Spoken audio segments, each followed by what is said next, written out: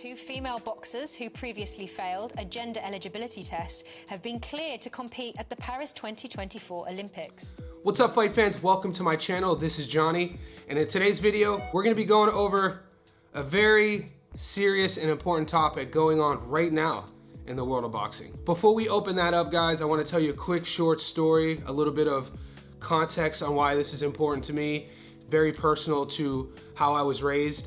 In the household I grew up in, I had my father and myself, and then 4 women. I have 3 sisters and my mom. And I was raised since a young boy to respect women. And my dad ruled with an iron fist with it. I wasn't allowed to be mean to my sisters.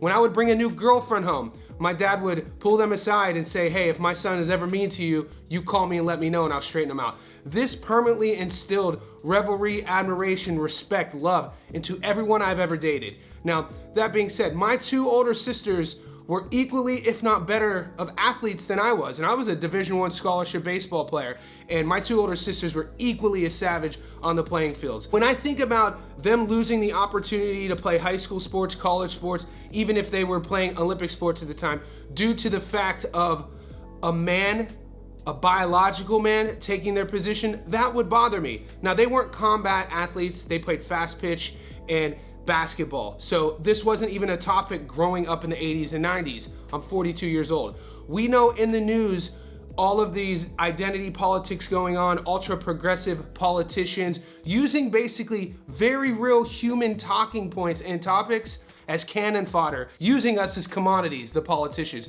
basically just to get votes. This has trickled down in everything from the militaries across the world to our schools and obviously athletics. A few years back, the IBF, one of the major governing bodies, was in charge of the IOC in relationship to boxing. Now, the IBF pulls out after the last Olympics, and the IOC, the International Olympic Committee, began to govern the boxing rules, the amateur boxing rules of the Olympics. With that being said, the IBF are the ones who stated that biological males were not allowed to compete against biological females, period, full stop. When the IBF pulled out, the IOC reversed that. So as we speak today, the Olympics are going on in Paris, France, we know that. There are 2 countries who have biological males who are going to be fighting against biological females. And I want to read that story. Those countries are Taiwan and Algeria. Algeria's Iman Khalif was disqualified by the International Boxing Association over high testosterone levels.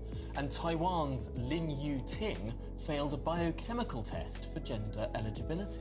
Footage of trans boxer beating up on a female opponent has gone viral, just hours before the trans athlete in question will fight a female opponent. Iman Khalif of Algeria will box Karini Angela of Italy on Thursday. This despite the fact that Khalif has documented male XY chromosomes.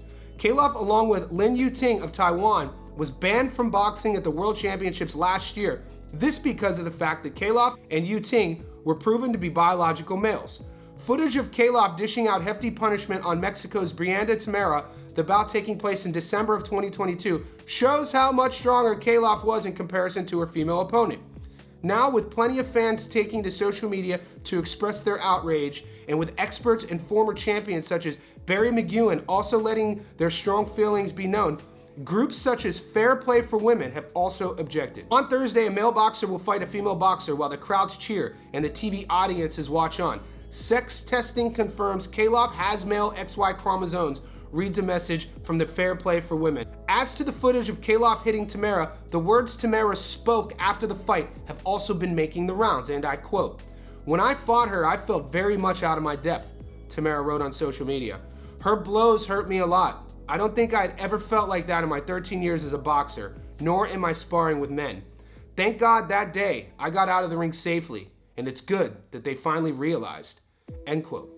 When Tamara wrote, "It's good that they finally realized," she was speaking about the powers that be who ejected Khalif and Yu-ting from the World Championships last year because they finally realized, in quotes, that both boxers are in fact male. But now, with the IBA, who made the decision to ban both Khalif and Yu-ting from the World Championships, no longer calling the shots at the Olympics, the organization having been replaced by the IOC, both trans fighters, as per the IOC's rulings, will now be able to fight in Paris and, of course, against female opposition. And for many people, this is of course nothing short of a disgrace. And it goes without saying how we all hope no physical harm comes to any female opponents who end up sharing the ring with Kalof and or Yu Ting. It should never have gotten this far, Barry McEwen wrote this week when hearing about how trans fighters will be swapping blows with women boxers. Indeed, how does anyone defend this? Why should anyone even try to defend this? Certainly not in the very, very dangerous sport of boxing. It's really hard to defend in combat sports biological males competing against biological females. It's not our fault as the people that this topic is so personal, triggering for everybody. This has been fed to us by media outlets and by the politicians who passed this legislation.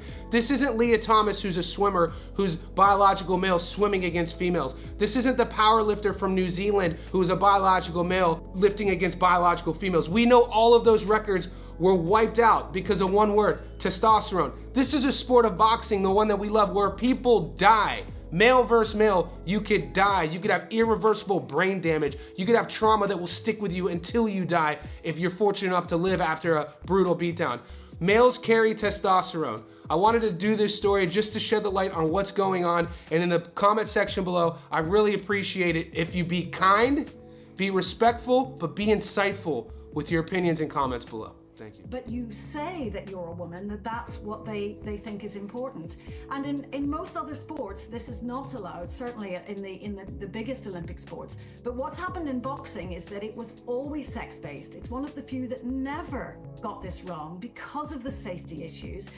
But the International Boxing Association has been de-recognized by the IOC for other reasons to do with corruption. And so these are the IOC's own rules now being played out in boxing.